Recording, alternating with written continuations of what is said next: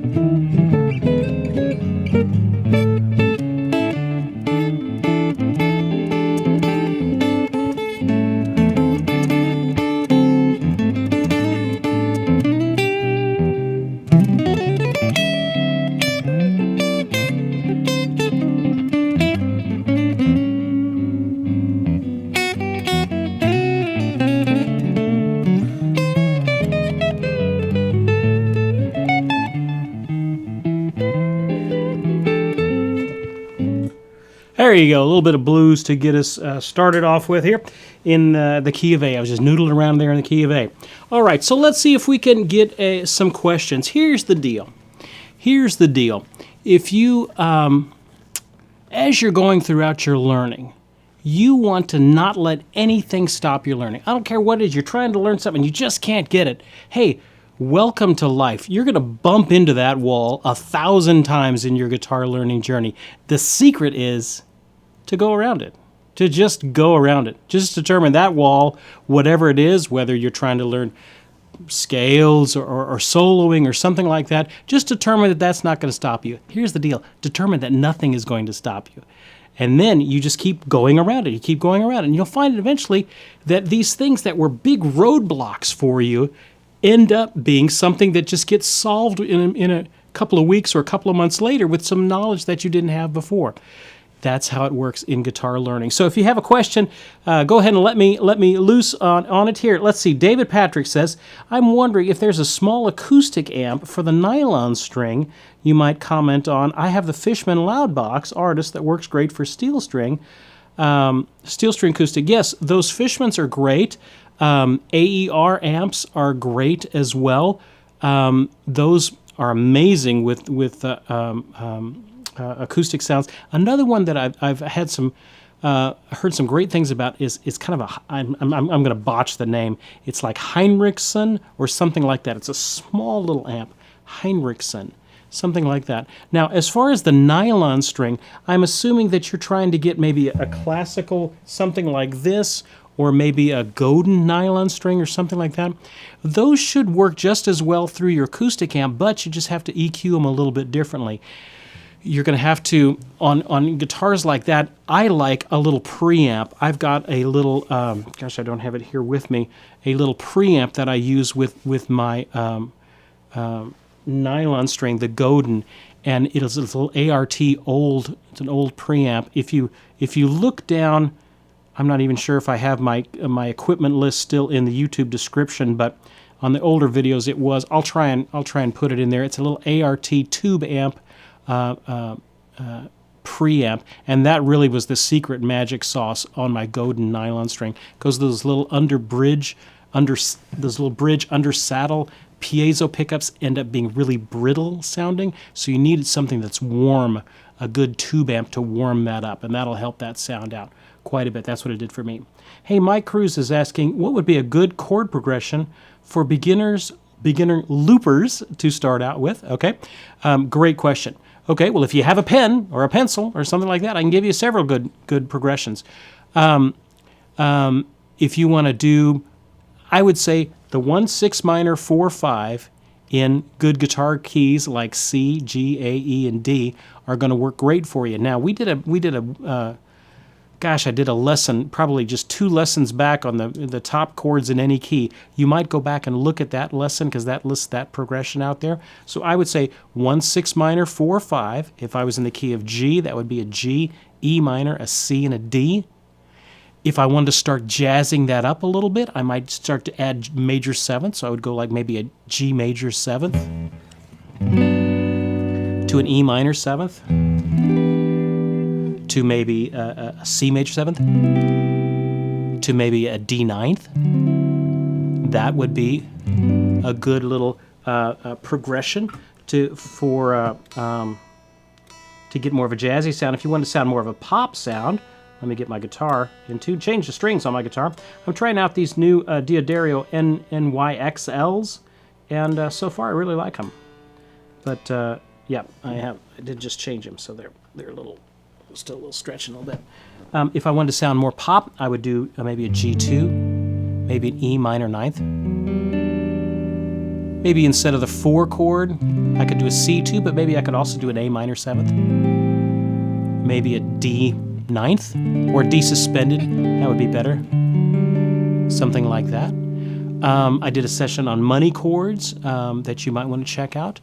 That would be great for progressions as well. If I wanted to switch to another guitar-friendly key, like maybe A, let's do something different. Let's do an A major to maybe an F sharp minor, maybe to a B minor. That would be the 2 minor. Let's do the 4 to the D, maybe a D2. So that would be an A, an F sharp minor. What do we have? A B minor to a D. Kind of a 1 6 minor, 2 minor, 4. That might be a good progression to start out with. Hey, another fun one is if you do A minor, G, F major 7th, and then to an E 7th. So that would sound something like this. 1 2 3 4.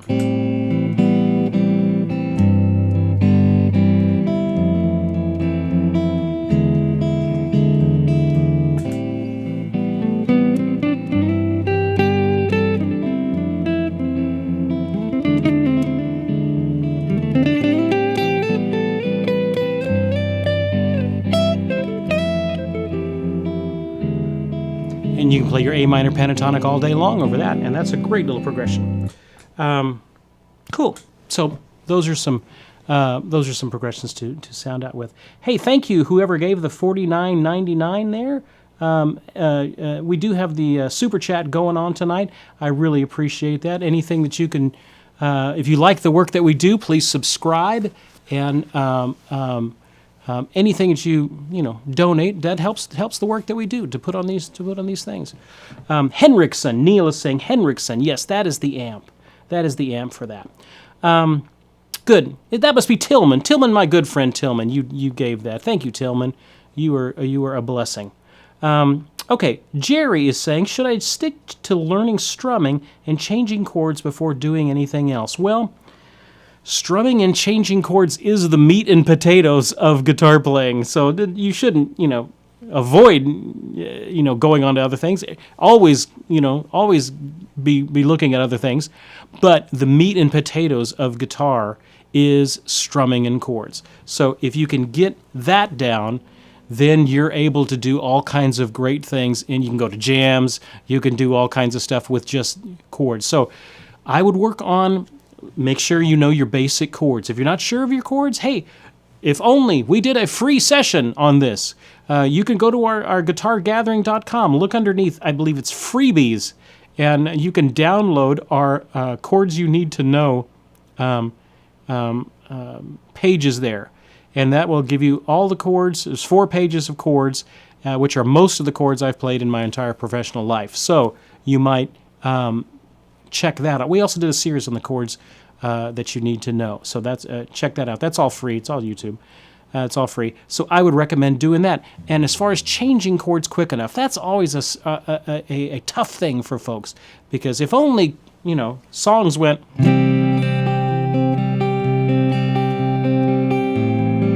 If only they did that, but usually it's something like, hey, this weekend I was doing...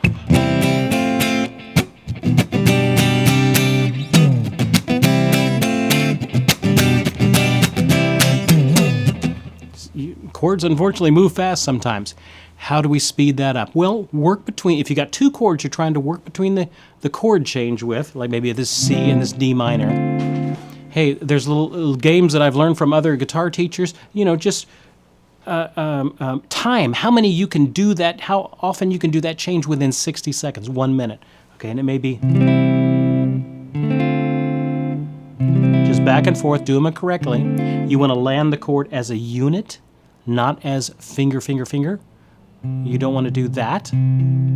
Okay, don't land it like that. You want to land it as a unit, as a picture. Okay, so as you're coming at your guitar, look, I'm not even looking, and there I landed a C chord. Oh my goodness, how do I do that? It's a miracle. It's a miracle of that. No, I've just done it 10 million times, okay? So you want to approach it as a unit, not as finger, finger, finger, finger. Now, when you're just learning a chord, well, yeah, sure, you're going to go finger, finger, finger, finger, finger, that sort of stuff. But as you know it, you want to come at it as a picture. And then you work at how many times you can make that chord change accurately within 60 seconds. Okay? And just try and do that over this course of a couple of days of doing that consistently. You'll see that number will get shorter and shorter and shorter, and you'll be able to get more and more chord changes in that 60-second time frame. It's all about changing chords quickly. Thank you, Jay, whoever, all I get is the one, unfortunately, I wish I had the whole name. I just get the letter that goes with it. Thank you so much, Jay, for giving that. That always is such a blessing. John Yakamoto's, thank you so much. It's a blessing. Okay. Let's see. B. Fitzpatrick was saying, sometimes I get numbness in my left hand. Any suggestions to correct that? Okay, I'm assuming you are you're a right-handed player. Okay, so I'm assuming you're a right-handed player. Here's a couple of things. Watch your... here's some things that have affected me on that, professionally. When I was dealing with numbness in my arms and things like that. watch tightness of clothes, okay? If I have a really tight sweater or a tight, if I'm playing with a suit coat on or something like that, and it'll kind of grab me right there, and I got to watch that. If I've done that a long time, sometimes that'll just kind of start, tightening up the blood flow there, and you'll get numbness in your hands. Now, if that's I wish I knew more about the nerves in your hands, but if it's usually it affects just 2 fingers for me, and that's kind of a nerve thing there, and a lot of times a circulation issue will do that as well. So sometimes when that happens, I just shake my arm out down like this, get that blood flowing in it again, watch the tightness of my clothes, and that will help me with numbness. Now, if it's something that happens, if you have, maybe your hand up and you've got maybe a strap that you're using, you might play around with different ways of holding your guitar, putting the strap at a slightly different angle or something like that. You might try that, because I've seen that affect it as well. Now, we had one of the questions earlier on that was saying that he has a lot of pain in his left hand in the bottom part of his hand. Okay, that's probably you're doing bar chords, and you're probably using the wrong muscle for bar chords and for gripping. So here's a little public service announcement on that. When you're playing, don't be up like this. Okay, do you see this? I'm up over the top. I got my wrist up. I'm gripping my guitar like a baseball bat. This is really good for lifting heavy things and working around the house and putting up sheetrock. You use these big muscles, okay? Terrible for guitar. Terrible for guitar. Lower that wrist and open up that hand. Open up that hand. You should have an open hand. I don't know if we can get a shot of this, but we want an open hand right there. You don't want to be gripping up like that. You want to have an open hand right there. Now, it doesn't need to be whacked out way down here. That's uncomfortable. But you just don't want to be gripping it like a baseball bat. That's not how that works, okay? Now, armed with that information, bar chords. The pressure for bar chords, we did a series on bar chords not too long ago. Again, it's free. Look in the YouTube playlists. The power for bar chords comes from your first finger on this hand, okay? Remember, we did our little exercise, we're number 1, and then we try with this finger to push against this finger, and this finger doesn't move. We're trying not to make this finger move. That's the muscle for bar chords, not these big, squeezy, gross motor skills.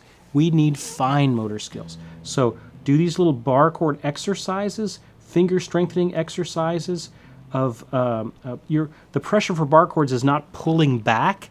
It's not squeezing and pulling back. It's almost reaching around and pushing forward up from underneath. That's the pressure for bar chords. Now, as your hand, of course, if your hand starts to cramp and all that sort of stuff, stop playing. Okay, once it gets to pain level, stop. Stop. You're gonna hurt your hand. You need that. Don't do that. Run your hand underneath some warm water. Stretch your hands out like this. Do a little finger exercises. Remember these finger exercises? I'm going to show you a great finger exercise here in the second half of the show. Okay? One that classical guitarists do. But stretching out these fingers like that will help. Running your hand underneath warm water, that will help as well. Once it starts cramping, stop. Stop. Okay? Hand damage is real, so don't do that. Don't blow past that little warning sign. You'll only do that a couple of times, and then you may be dealing with something more serious than you would like to realize. Hey, Andy Sorrentino is asking, I did a very fast run in that jam. What was that? A scale from that chord, probably? Well, of course, I don't know exactly what you were referring to, but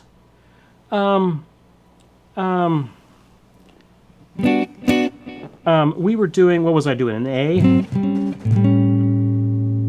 And then, as we learned in our 7th chord lesson from a week or two ago, one of the things you could do over a 7th chord, an A7th, would be to play a G major 7th.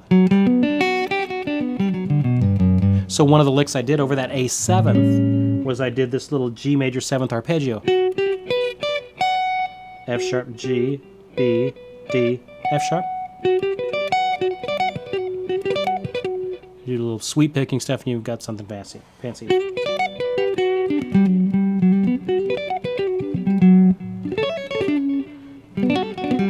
So you could do it on this form, and you're just kind of...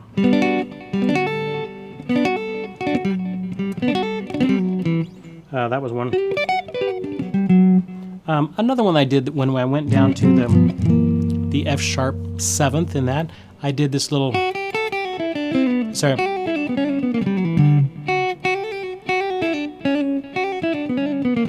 I can't do it out of context.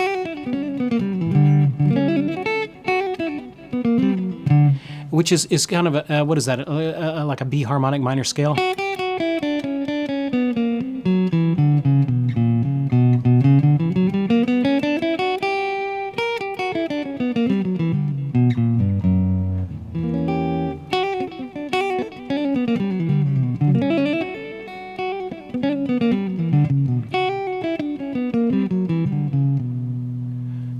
Over that F sharp 7th, going to that B minor. What I was doing, if you're interested, I was doing a jazz blues, which is a 1 to the 4, back to the 1, and then maybe the 2 of the upcoming 4 to the 5 of the upcoming 4 to the 4. Then I was going to the 1, and in a jazz blues, it walks down to the 6. Then it goes the 2 minor, 5, 1, 5, and there you go. So that was a jazz blues that I was doing there. Okay, Keith Bates is saying, what kind of loopers do I recommend? Well, I use the Ditto Looper by TC Electronics. I've got a Ditto Looper X2 on my electric board, and I've got a Ditto Looper, the smaller one on my acoustic board. Now, there are others. Goodness knows these days there are tons of them. And this is just one that I have used and have gotten a lot of good work with. But there's lots of them these days. So, but those, I like the little Ditto Loopers. And they're small, and you could do just what you need to do. Some of them, they get really, really complex. And you can loop, and you can subdivide and do all this stuff. For the average guy, you don't need to do all that stuff. You know, maybe if you're Ian Ethan Case, you need to do that. For the rest of us mere mortals, we don't need to do that. Okay, so just a regular loop and stop is really all I need. And the Ditto Loopers by TC Electronics, I like those a lot. Those are real easy to use. Bruce Patrick is saying, what to practice to improve accuracy? Okay, picking accuracy. All right. There's a couple of issues involved right there. And one thing that's kind of been on my mind lately is the first fretboard workout that I did was speed and agility. Fretboard workout, speed and agility. And we haven't talked about that in a long time, but it's kind of coming back to my mind on that. That's a lot of things that folks wrestle with. So, and that helps just exactly what you're talking about, picking accuracy. So one of the things just I would suggest for you, if I don't know if I have the pick here that I want right with me. I don't. If you use a little bit stiffer pick, that will generally help a little bit with picking accuracy. Hey, thank you, Andy. I saw that. Thank you so much, Andy. Hey, there's also PayPal. If you want to donate by PayPal, the PayPal link's underneath in the YouTube description as well. That's another way to do that. If you picking accuracy, part of the problem is fingers this side, and then part of the problem is picking over on this side. So as far as the picking goes, okay, check out that speed and agility workshop. I think it's like $25, and it's well over. It's 3 videos and all kinds of picking exercise and countless pages of a PDF that come along with it. It's great. Okay, and that will get you. The goal of those workouts is to get you from quarter notes at 60 beats a minute, which is really slow, to 16th notes at 120 beats per minute, which is pretty fast. Okay, and I will guide you. I take you through it. You just follow along with me, and that will get you through it. So that's one thing with picking accuracy. But the thing is it's not just this hand. I can do this really fast. The problem is this hand. So oftentimes with picking, we think the problem is here, and the problem is not here. The problem is here. So those we in the speed and agility, we do little simple exercises like 1, 2, 1, 3, 1, 4, 1, 4 stretch, and then back. Just a little picking combination exercise, not meant to be musical. It's all just getting your hands moving. Chromatic scale. Backwards.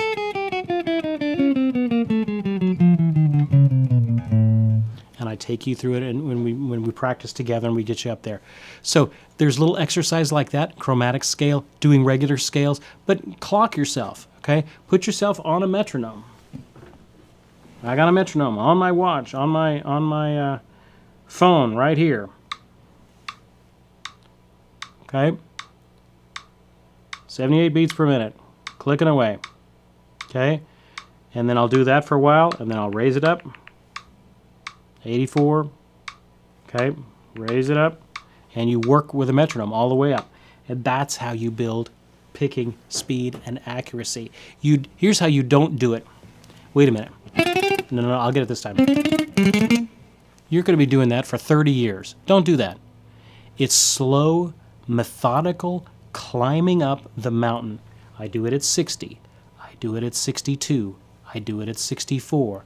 I do it at 68 beats per minute. It's a long slog up the mountain for about 20 minutes of doing this kind of stuff.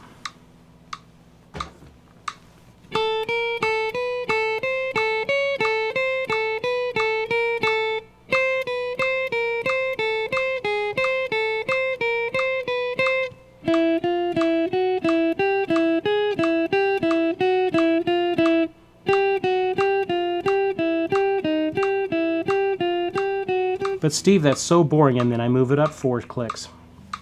Just imperceptibly faster. Okay, let me teach you something. Let me teach you something real quick. Those of you who have been in my workshops, you've seen this, but I haven't done this in a while here. Here's the deal with speed. Okay, it's been on my heart lately to talk about this. Here's the deal with speed. Imagine it being a graph. Okay, on one side is where you can play it accurately. Okay, I can play that exercise at 60 beats per minute. Okay, there's that point. And we can play all the way up to that point and we're fine. But then we get to this gray area, that between, let's say, 60 and 90 beats per minute, I start losing a wheel. I start missing a note here and there. And of course, at the farther I get down, the faster I get, the more wheels I lose. So there's this gray area in there. The last place that I could play it perfectly, let's say, is 60.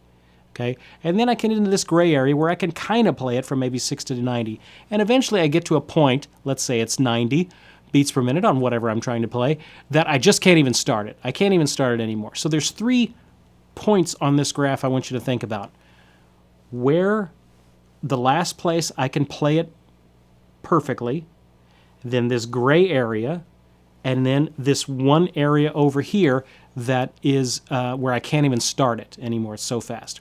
Okay, now of those 3 areas, only 1 point matters. We worry all about how fast can I kind of play it. Wait a minute. He taught me this lick, so I'm going to play it. Wait a minute, I'll get it. You're messing way up here by 89. That doesn't matter. None of that matters. Don't even waste your time on that. Go back to 60, the last point that you could play it perfectly at. Whatever the lick was. Let's say that's the lick I'm trying to play. That was the last point. And you work at that, and you start slower than that, and you work your way with the metronome up to that point. Then you do it for a couple of days, and you'll see that point move. I'll go from 60, but today I was able to get to 64 and still play it good. And then the next day I was able to get to 68, and after a couple of days I'm up here at 74, where I can play that lick correctly at. That's progress. That's the progress. The only point that matters is the last point that you could play that dumb thing perfectly. And that's the only thing that matters.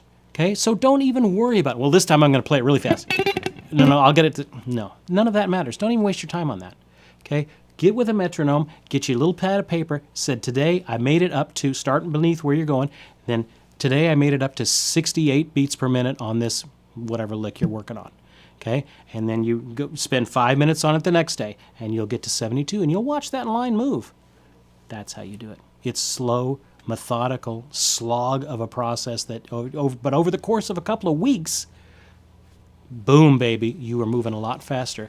If you're interested, check out that Speed and Agility workshop. Somebody put up the link for that. I'm sure somebody has put up the link for that. That's great. I walk you through all of that. So I would recommend that to you. Great. Hey, Brian Snyder is saying, can you talk about the tone quality when bending notes, half steps versus full steps? Okay. Bending.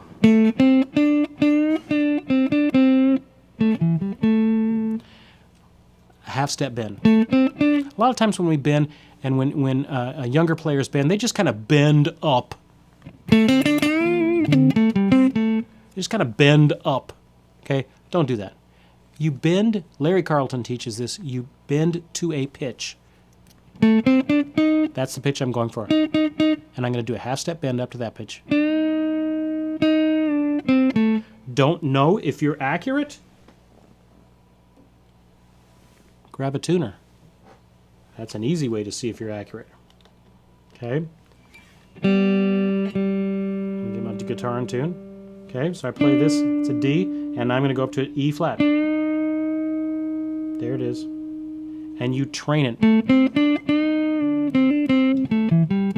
Whole step.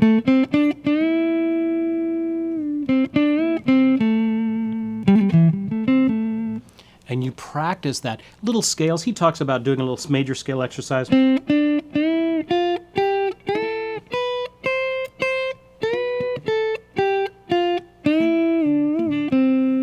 That's a good way to kind of learn the scale going up.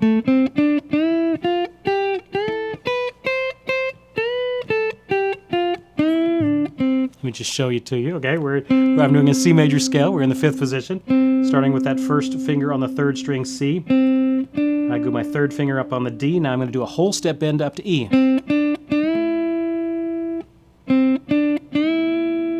It's tough to get accurate and hold it.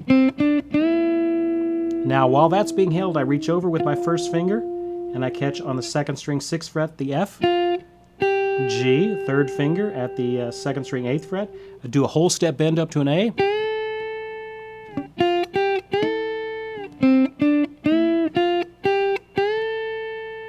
When I bend, I'm kind of bending underneath my nail.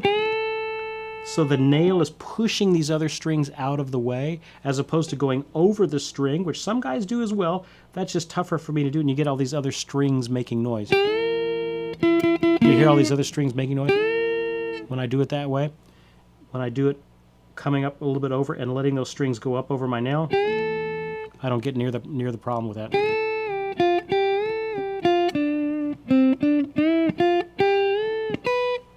Then I do B natural.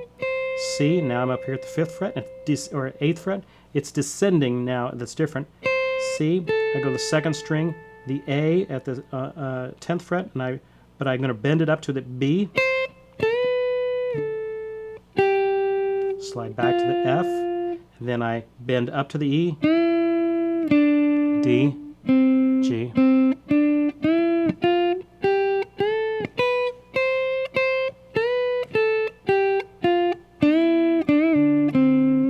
A great little exercise. Do that for a few times, and you over the course of a week, and you will be amazed at how much better you get being accurate with your bends. Now, on an electric guitar, the strings are a little bit more bendable. On an acoustic, you've got thicker strings. It's going to be really hard to do that.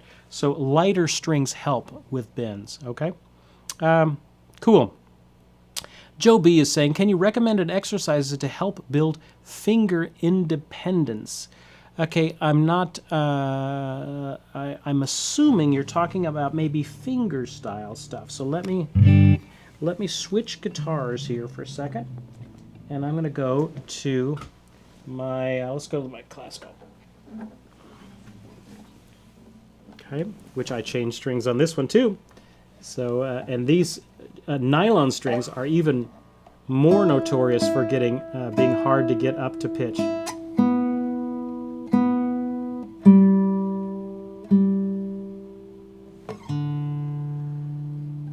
But they sound really great. So glad I changed strings.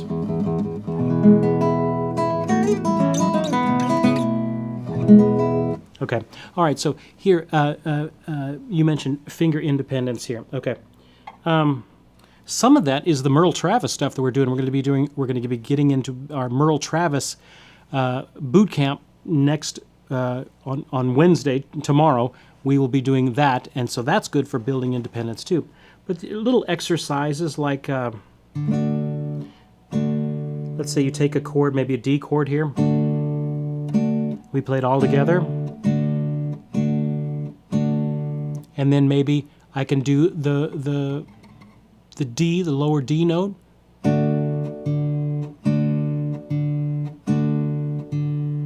So you see he's doing quarter notes and the other one's doing half notes. Maybe I could do a little pattern. Thumb 2, 1, 3.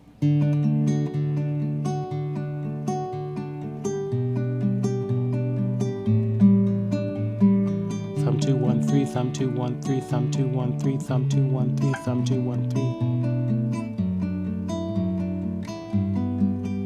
3. Little things like that can help with finger independence. I did a fingerstyle course way back when. And you can go to our store and look underneath courses and check out that fingerstyle course there. And that is a much larger course, but it does deal with a lot of finger independence there as well, issues. Okay, we're going to take a break and let me. I'm going to play something for you, and let's give something away.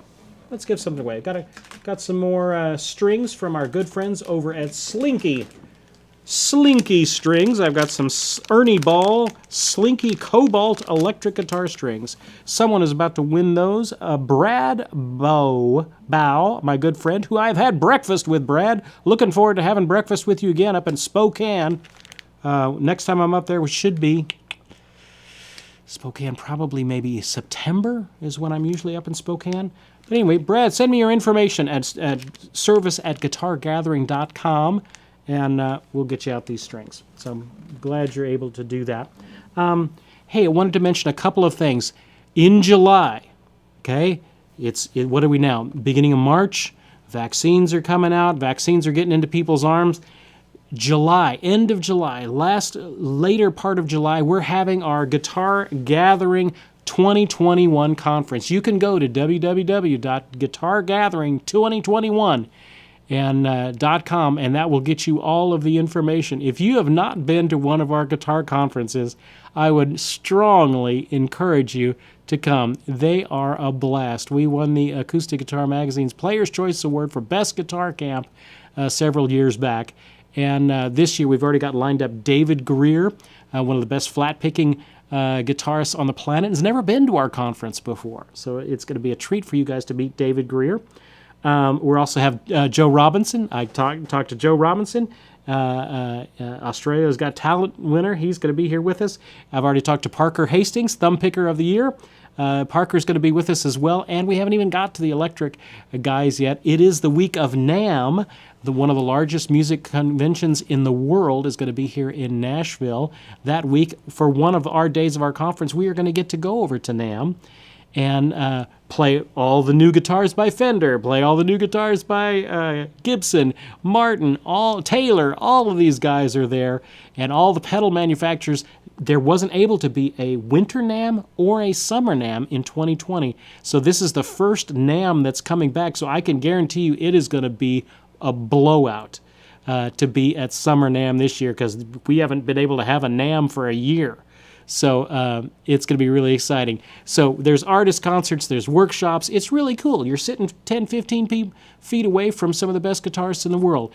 And there's lots of jam times. Pat, one of our good friends here, I saw her name come by in the chat. Pat's here in the chat. She's going to be helping us out with working with folks and teaching them how to jam and making sure that you're comfortable for that. If you're interested, check it out, guitargathering2021.com, and come be a part of it. Hopefully, things will be getting back to normal by then. So that's what we're hoping for. So we've got that. I also wanted to mention, we do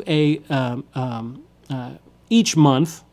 I try and do a Guitar Standards Academy, we call it, where I teach different types of songs. Now, the month we're currently in has actually stretched into a couple of months because I was so sick for so long.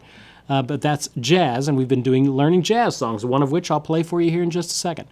But next month, coming on, or actually in about a week and a half, coming up a little bit later, I think on March 12th, we're going to start the next one, which it's getting to be Easter time, so I thought we would do some hymns. So that's going to be Guitar Standards Academy Hymns Edition. For 4 weeks, we're going to learn four hymns, learn how to play the melody, learn how to accompany using a hymnal. I know a lot of our folks are playing in that sort of a situation. It's a tricky skill. And then I also give you solo guitar arrangements in a variety of skill levels. There's advanced stuff and more intermediate stuff. If you're interested, check it out. The link, they're putting up the links now. It's also in the YouTube description down below.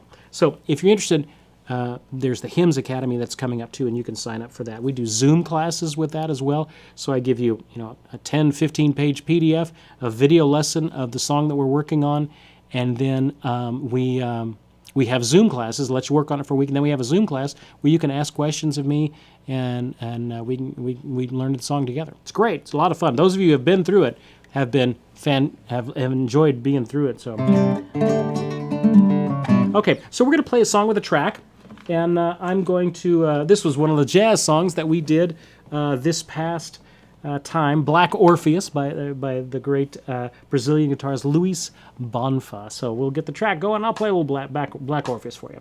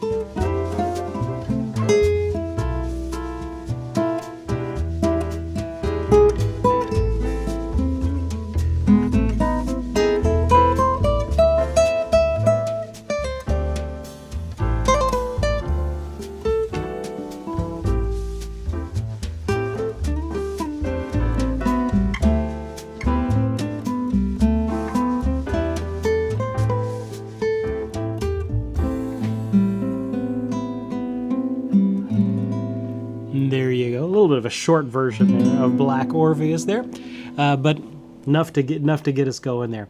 So there you go. I wanted to get back to, there was a couple of questions I saw a little bit earlier. If we can get back to them while we're looking for that, let's give something else away while we're trying to get back some questions. Mark is asking, should you brace your picking hand? Okay, good question on that. If I'm doing, well, if I would be on electric, but if I'm on acoustic right now, if you're just kind of starting out, yes, brace, my friends, brace. Otherwise, you're kind of just floating out here in space, and it's a little hard to kind of figure out what you're doing. So I suggest putting your pinky, down here on your soundboard right here. I don't care where, and it doesn't need to be completely mashed in there either, okay? Just needs to be there. Now, if you've already played guitar for a while, you may find that a little bit confining to do that way. Now, so what I do is I have my pinky, and I'm just touching the bottom of the first string. So maybe if we could get a shot of my picking hand here, if you can see when I'm playing, I've got my finger on the bottom of this first string. So when I'm playing, but Steve, what about when you're actually playing the first string? At that point, I come down and this fleshy part of my hand is touching the lower strings. So I'm constantly kind of going back and forth between the fleshy part of my hand hitting the lower strings and giving me some reference there, or my pinky rubbing along the bottom of the first string to give me some reference there.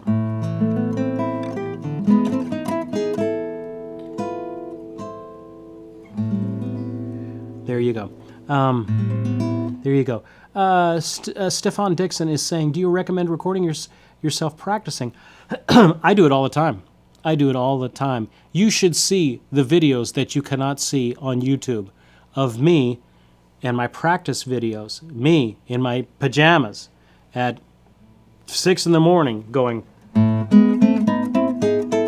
if I figure out a little arrangement or something like that and I don't want to forget it, I record myself playing it and then I put it up into a private account on YouTube so that I can then analyze what I'm doing and figure out what I'm doing there. So is it helpful to record yourself? Yes. Are you going to hate it? Yes. Yes. Don't avoid things just because you want to learn. You want to learn, hey, that sounded pretty good. Ooh, that didn't. Hey, record yourself improvising. That's even better. Oh, I hate that.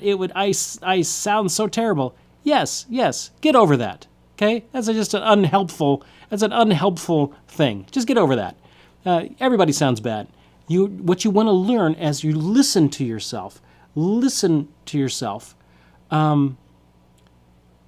you go, gosh, I missed 9 out of the 10 licks that I was trying to go for, but that one didn't sound half bad. Hey, that kind of worked. Now, I couldn't figure out how to spin out of it, and I got into it kind of weird, so that's when you go back and you say, okay, well, I probably what I should have done is maybe go... You know, and you can kind of figure out, okay, now play the track again, and then I'll... Next thing you know, you've got a little seed of an idea. Boom, baby. That's the good stuff. That's going to eventually be a little lick, a little seed that goes into your library of licks. So I would have let that lick would have come and gone, and I would have never remembered it, never rehearsed it, never learned anything from it had I not recorded it and listened to it and figured out, hey, I was trying to go for that, but I didn't quite make it, so let me figure out how to get out of it. Let me figure out how to do what I was hearing in my head to do, but my fingers didn't know how to do it yet. So yes, I would encourage you to, especially your improvising, to work on it and to practice it. And don't think improvising is all about just closing your eyes and, man, I'm just going to feel it. No, you learn it. Learn it. That's how you do it, okay? And then you can worry about feeling it. When you have your Carnegie Hall debut, then you can worry about feeling it. Right now, you just need to learn it, okay? And recording yourself does help for that, okay? Brian is saying the best thing about the guitar grinding is how it motivates you. Yes, it is going to be. It is. I am encouraged by the players that are up there, and it is thrilling to watch and to be a part of it. So if you're interested in getting away from your life for a few days, coming to Music City during one of the most important music weeks during the year, then come on down. All right, here we go. All right, so as we're finishing up here, let me just let me just encourage you a little bit. Okay, encourage. Don't let anything stop your progress. That was the thing that's just kind of been on my mind all day long. People ask about how, oh, I just can't learn it, and I feel stupid, and all that sort of stuff. Great. Is that going to stop you?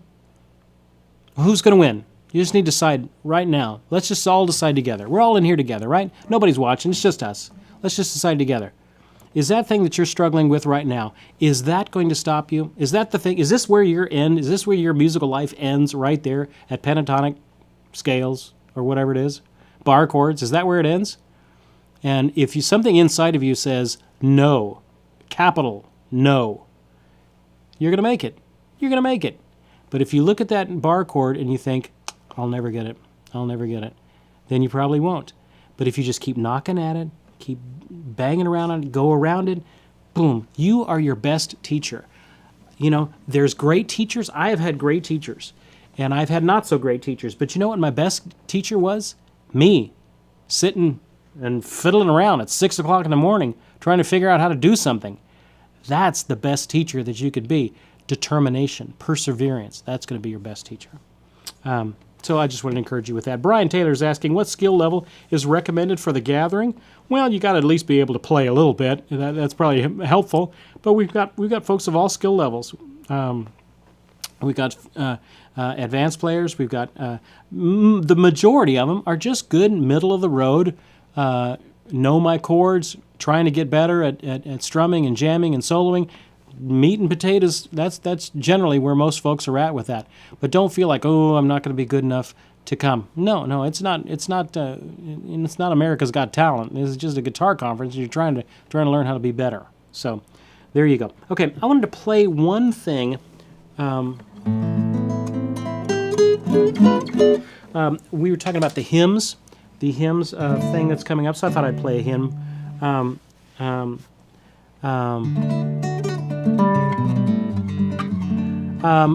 Neil is asking me, hey, we do have a recording challenge each year, or each month throughout the year. We have a recording challenge over at guitargathering.com on our community site there.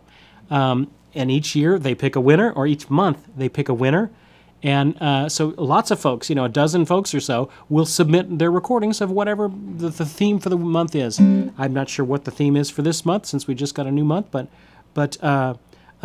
this month's recording challenge is recording yourself or a song from one of my song hits projects, or the Easy Pop Melodies series. Okay, lots of good things.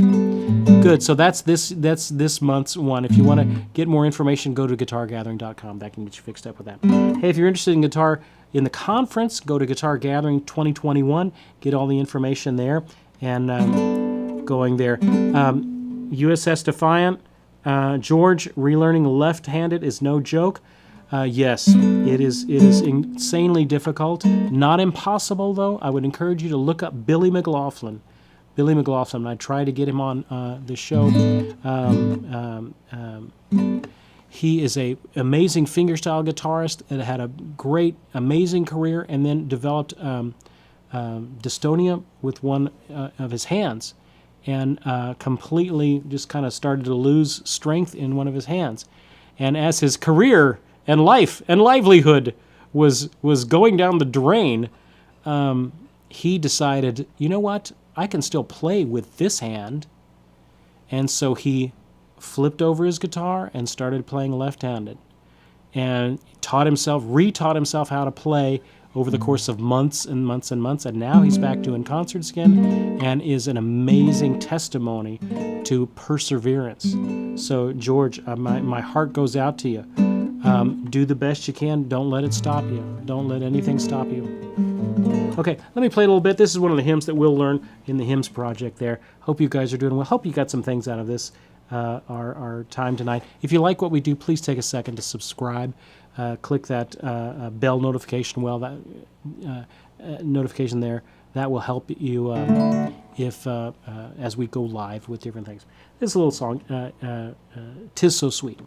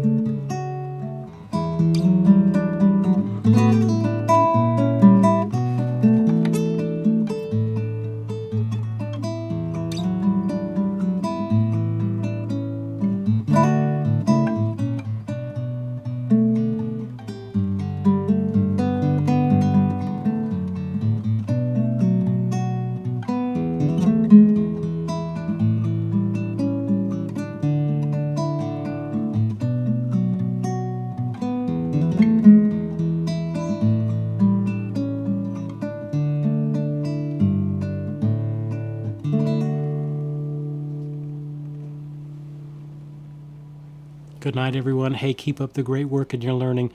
We'll have our Wednesday workout next time, tomorrow on the Travis picking. We'll continue with the Travis picking. Keep up the great work in your learning. Don't give up on your music. It's important. Hey, we'll see you. Bye-bye.